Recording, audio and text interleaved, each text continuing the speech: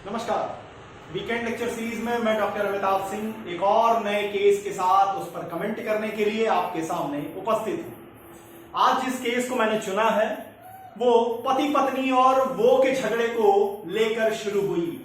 जी हाँ, मैं बात कर रहा हूं commander in chief KM. Nanavati versus state of Maharashtra AIR 1962 supreme court page number 605 पे डिस्कस किए गए लीडिंग केस की। सबसे पहले यहां जानेंगे कि आखिर इस केस के फैक्ट क्या थे, फिर इसके बाद इस कहानी में क्या चीज को प्ली किया गया, किस चीज को प्लीड किया गया था, और जस्टिस सुब्बा राव ने जिन्होंने जजमेंट दिया उन्होंने किस लीगल कॉन्सेप्ट को डिस्कस किया, और यहां उन्होंने एक और केस को रिफर किया था। वो केस कौन सी थी, कोटेशन क्या था, आसान भाषा में इसे आपके सामने रखें। सबसे पहले जानते हैं कि आखिर के.एम. नानावती का ये सबसे विवादित जो मुकदमा रहा अभी तक, अगर हम क्रिमिनोलॉजिकल हिस्ट्री को देखें भारत की, तो उसमें जितने विवादित मुकदमे रहे उसमें एक नाम के.एम. नानावती का भी रहा। आखिर ये थे कौन, तो समझिए इंडियन नेवल शिप मैसूर नाम की एक इंडियन नेवल शिप थी, जहां पर ये जो के.एम. नानावती साहब थे ये सेकंड इन कमांड थे। सेकंड इन कमांड थे ये इंडियन नेवल शिप जिसका नाम मैसूर था। अब नानावती साहब की एक पत्नी रहती है, उनका नाम रहता है सिल्विया। जी हां, उनका नाम था सिल्विया। अब सिल्विया का इलिसिट रिलेशन रहता है, अवैध संबंध रहता है मुंबई के बिजनेसमैन आहूजा के साथ। जी हां, जितनी भी इस पर सीरीज चल रही है, जो वेब सीरीज बनाई जा रही है, उसमें आहूजा को उन्होंने दिखाया है कि वो भी उसी जगह पे कैप्टन है, जबकि ऐसा नहीं है। मिस्टर आहूजा जो थे वो एक बिजनेसमैन थे मुंबई के, और ये सिल्विया जो है ये के.एम. नानावती की पत्नी रहती है, जिनके इलिसिट रिलेशन आहूजा जी के साथ रहते हैं। एक दिन के.एम. नानावती को सिल्विया कन्फेस करती है। ध्यान से समझिएगा, के.एम. नानावती के सामने सिल्विया कन्फेस कर लेती है कि मेरे आहूजा के साथ अवैध संबंध है। और जिस समय सिल्विया ने इस चीज को कन्फेस किया है, इस चीज को माना है कि उनके इस तरह के संबंध हैं, उस समय आहूजा क्राइम सीन पे नहीं है, आहूजा एब्सेंट है, आहूजा कहीं भी नहीं थे उस समय। अब ये सुनने के बाद अगर कोई भी पत्नी किसी पति के सामने ये एक्सेप्ट करे कि उसका किसी और के साथ संबंध है, पति क्या करेगा? On the spur of the moment अपना कंट्रोल खोएगा, अपना कंट्रोल खोएगा। हो सकता है कहने जिन्होंने ये कहा उसको मर्डर कर दे, या उस दुर्घटना में किसी और की भी मृत्यु कारित कर दे, किसी और को भी मार डाले। ये तो बात समझ में आती है, लेकिन यहां कहानी में पेच है। के.एम. नानावती साहब क्या करते हैं? शांत रह जाते हैं, और उसके बाद के.एम. नानावती साहब सिल्विया को लेते हैं, सिल्विया के साथ अपने बच्चों को लेते हैं और सिनेमा दिखाने ले जाते हैं। है ना अचरज भरी बात। एक तरफ पत्नी कह रही है कि मेरे अवैध संबंध बिजनेसमैन आहूजा के साथ हैं, नानावती कहते हैं कि ओके कोई बात नहीं, आप और आप बच्चों के साथ पिक्चर देखने चलते हैं। मूवी हॉल में पहुंचते हैं, बच्चों को और पत्नी को वहीं छोड़ते हैं, वहां से वापस अपने शिप पे आते हैं, शिप पे अपनी रिवॉल्वर उठाते हैं, रिवॉल्वर को लोड करते हैं। उसके बाद थोड़ा अपना काम भी करते हैं, जो उस नेवल शिप मैसूर के कुछ बिजनेस एक्टिविटीज के काम थे वो भी वो करते हैं। करने के बाद वो सबसे पहले आहूजा के ऑफिस जाते हैं। आहूजा ऑफिस पे नहीं मिलता है। अब जब आहूजा नहीं मिलता है उन्हें ऑफिस पे, तो ये आहूजा के फ्लैट पे पहुंचते हैं, और फ्लैट पे सीधे स्ट्रेट फॉरवर्ड ये उसके बेडरूम में पहुंचते हैं, और वहां उसे शॉट डेड कर देते हैं, उसे गोली मार देते हैं, वो मर जाता है। इसके बाद के.एम. नानावती साहब सरेंडर कर देते हैं पुलिस के सामने। अब ट्रायल कोर्ट में इनको 302 के लिए पनिश किया गया। हाई कोर्ट तक इनको यह माना गया कि ये लाइफ इंप्रिजनमेंट की सजा इनको दी गई, आजीवन कारावास इनको दिया गया। अब ये अपील फाइल करते हैं सुप्रीम कोर्ट ऑफ इंडिया के सामने, और तर्क क्या देते हैं? तर्क देते हैं कि ये जो मर्डर है इसे एक्सेप्शन नंबर 1 सेक्शन 300 आईपीसी में सडन एंड ग्रेव प्रोवोकेशन में शामिल करना चाहिए, कि उन्हें जो उनकी पत्नी ने कहा था इससे वो सडन और ग्रेव प्रोवोकेशन में आ गए थे, और जिसके कारण वो अपना सेल्फ कंट्रोल खो दिए थे। यहां एक बात को और आपको स्पष्ट कर दें जिससे आपको ये मुकदमा समझने में बड़ी आसानी होगी और इसे आप दूसरी जगहों पर भी लगा सकेंगे। ये सारी घटना जो सिल्विया ने कही थी वो 1:20 की थी। दोपहर के 1:20 पे ये सब कुछ सिल्विया ने कहा था। और जो मर्डर किया था कैप्टन आहूजा का, वो मर्डर हुआ था 4:30 पे। तो टोटल करीबन 3 घंटे 10 मिनट का गैप है जब पत्नी ने बताया और जब मर्डर हुआ। ठीक है, अब समझिए कि अगर आप विस्तार से यह समझना चाहते हैं कि कल्पेबल होमिसाइड क्या है, मर्डर क्या है, तो उसे मैं यहां डिस्कस नहीं कर रहा हूं। उसके लिए आप मेरी इसी वीकेंड लेक्चर सीरीज में आर वर्सेस गोविंदा की एनालिसिस दी हुई है, वहां देख लीजिए, वहां आप विस्तार से उन चीजों को समझ लेंगे। वापस आते हैं कि सुप्रीम कोर्ट के सामने इन्होंने तर्क रखा कि ये सडन और ग्रेव प्रोवोकेशन के कारण अपना सेल्फ कंट्रोल खो दिए थे। अब जस्टिस सुब्बा राव आते हैं, इस मुकदमे का फैसला लिखते हैं। जस्टिस सुब्बा राव ने एक बहुत काम की बात बताई। देखिए, सडन और ग्रेव प्रोवोकेशन जिसे एक्सेप्शन 1 आईपीसी 300 सेक्शन डील करती है, उसकी कुछ शर्तें हैं। जैसे जस्टिस सुब्बा राव ने कहा कि सडन और ग्रेव प्रोवोकेशन के लिए जरूरी है सबसे पहले कि वो व्यक्ति, उस व्यक्ति ने आपको प्रोवोक किया हो जिस व्यक्ति की आप डेथ कॉज कर रहे हैं। मतलब वो डिजीज, वो मरने वाले व्यक्ति ने ग्रेव प्रोवोक, सडन मतलब आपको प्रोवोक वो व्यक्ति करे जिसकी मौत हुई है। अब यहां पर किसने स्वीकार किया था कि मेरा अवैध संबंध है? पत्नी ने। क्या नानावती ने पत्नी को मारा? नहीं। जो क्राइम सीन में था ही नहीं आहूजा, इसने तो कोई प्रोवोकेशन की ही नहीं थी। पॉजिटिव निगेटिव किसी भी तरह से, एक्सप्रेस इंप्लाइड, कोई भी प्रोवोकेशन इसने नहीं की थी। नानावती ने ठोका किसको था? आहूजा। तो पहली चीज तो पूरी नहीं होती कि प्रोवोकेशन डिजीज के द्वारा मिलना चाहिए, मरने वाले व्यक्ति के द्वारा मिलना चाहिए। नंबर सेकंड, इसे सडन होना चाहिए, एकाएक, और इसे ग्रेव नेचर का होना चाहिए। सडन और ग्रेव का मतलब, मान लीजिए कि पत्नी कमरे में घुसती है और देखती है कि पति किसी और के साथ लगा हुआ है, उसी समय वो रिवॉल्वर निकालती है, दोनों को मार देती है या पति को मार देती है, तो मान लेंगे कि ये सडन प्रोवोकेशन हो गया। इस नेचर का, इस ग्रेव नेचर का था कि पत्नी अपना कंट्रोल खो गई। यहां क्या हुआ? यहां पत्नी ने बताया और आप उसे सिनेमा दिखाने ले गए, तो इसका मतलब वो सडन और ग्रेव प्रोवोकेशन की शर्त भी यहां पूरी नहीं है। फिर आगे कहता है कि ये सडन और ग्रेव प्रोवोकेशन इस नेचर का होना चाहिए कि एक्यूज अपना सेल्फ कंट्रोल खो दे।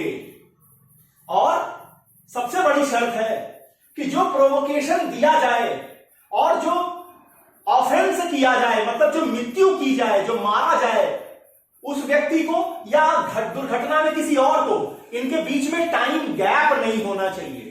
क्यों टाइम गैप नहीं होना चाहिए? अब मान लीजिए कि आप किसी चीज से आंदोलित हो गए और आपको ठंडे होने का समय मिल गया। तो जब आपको ठंडे होने का समय मिल गया, इसका मतलब आपकी माइंड की जो फैकल्टी है ये फिर से काम करने लगी। आपने कोई भी चीज, आप उस समय जोड़ने घटाने की व्यवस्था में नहीं होते, लेकिन जब दिमाग ठंडा हो जाएगा तो फिर से आप प्लान बनाने लगेंगे। और यहां पर हम क्यों आपकी सजा को कम करते हैं? इसलिए क्योंकि आप उस समय अपने माइंडसेट पे कंट्रोल नहीं कर पाते हैं, इस कारण से। अब जरा लगाइए इस मुकदमे में जो जस्टिस सुब्बा राव ने कहा, क्या यहां आहूजा ने किसी तरह का प्रोवोकेशन किया था? नहीं, पत्नी ने किया था। तो अगर पत्नी को भी मान लें तो क्या पत्नी का किया गया प्रोवोकेशन ग्रेव और सडन था? अगर होता तो पत्नी मरती। आप उसके बाद आपने क्या किया? आप उसके बाद मूवी दिखाने ले गए। 1:20 पे किया था इन्होंने, 4:30 पे आपने आहूजा को मारा। कितना गैप है? 3 घंटे 10 मिनट का गैप है। इसका सीधा मतलब क्या है? आप अपने दिमाग में प्लान बना रहे थे। केएम नानावती साहब अपने दिमाग में प्लान बना रहे थे कि कैसे इस घटना को अंजाम दिया जाए, और उन्होंने बखूबी उसको अंजाम दिया। यहां पर जस्टिस सुब्बा राव जो है एक चीज को और डिस्कस करते हैं, वो एक और फैसला निकाल के ले आते हैं, वो बड़ा इंपॉर्टेंट है, जरा उसे भी समझिए। केस का नाम है आर वर्सेस डफी। इस केस को दिमाग में रखिएगा। इस केस को कोर्ट किया गया था केएम नानावती के केस में। यह 1948 का डिसीजन है, और उस समय इस डिसीजन को देने वाले थे चीफ जस्टिस गोडार्ड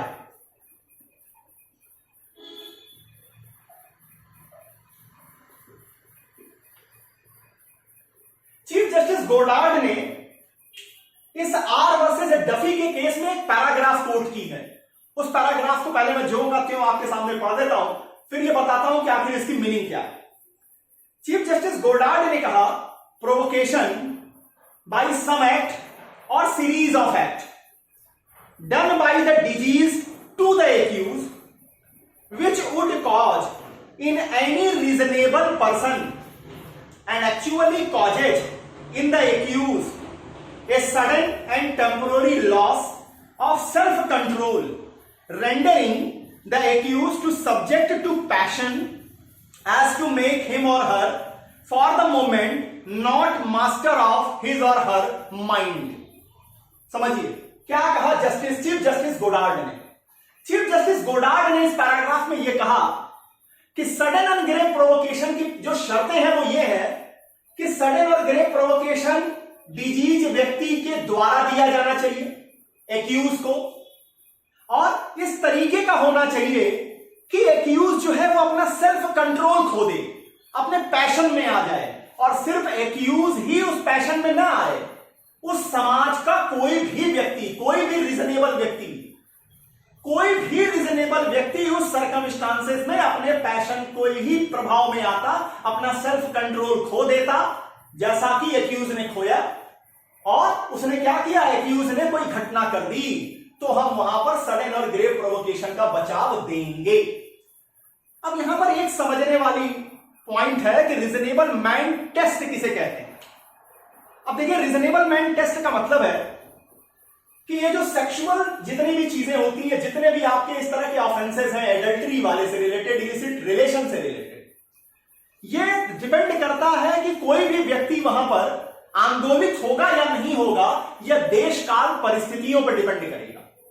आप जिस समाज के रहने वाले होंगे, उस समाज के रीजनेबल मैन के हिसाब से, एक सामान्य आदमी के हिसाब पर इसको देखेंगे कि क्या आपका आंदोलन सही था या नहीं था।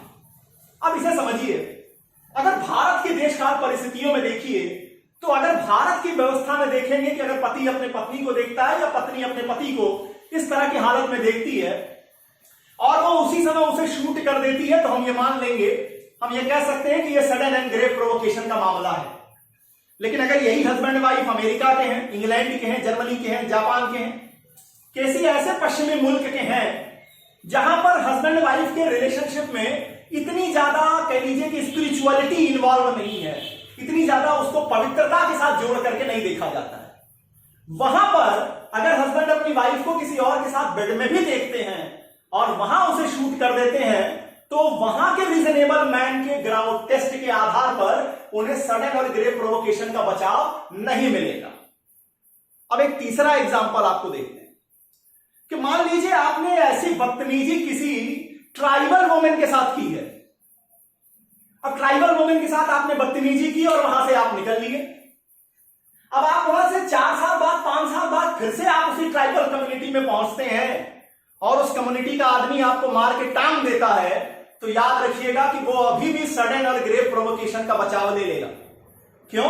क्योंकि ट्राइबल कम्युनिटी के हिसाब से उनकी स्त्री की इज्जत दुनिया में पैरामाउंट कंसिडरेशन होती है।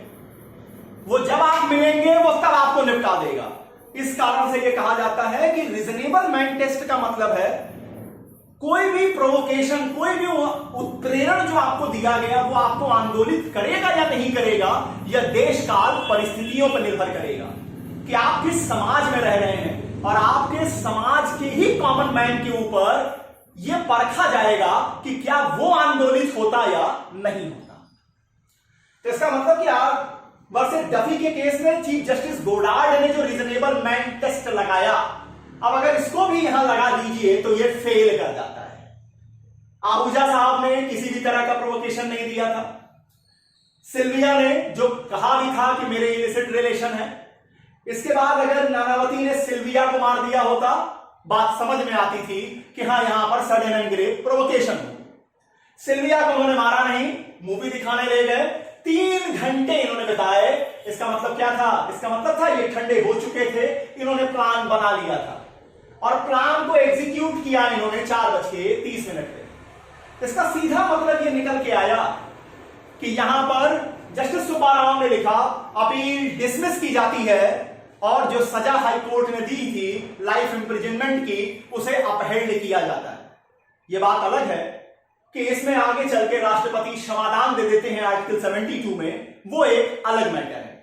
लेकिन अगर केस के एनालिसिस को पूछिए तो के.एम. नानावती के केस में सडन और ग्रेव प्रोवोकेशन के ग्राउंड पर बचाव को नहीं दिया गया था। केस कमेंट के अपने इस लेक्चर सीरीज में फिर एक और नए केस के साथ आपके सामने उपस्थित होऊंगा। यहां के.एम. नानावती के डिसीजन से आप कितने सहमत हैं? आपको क्या लगता है, क्या यहां पर कुछ और बचाव मिलने चाहिए थे? आपके केस कमेंट्स, आपके कमेंट के इंतजार रहेंगे। आपका अगर कोई और प्रश्न हो के.एम. नानावती के जजमेंट को लेकर के तो वो उस पर भी आप सहर्ष बताइए, उसका आंसर देने में मुझे खुशी होगी।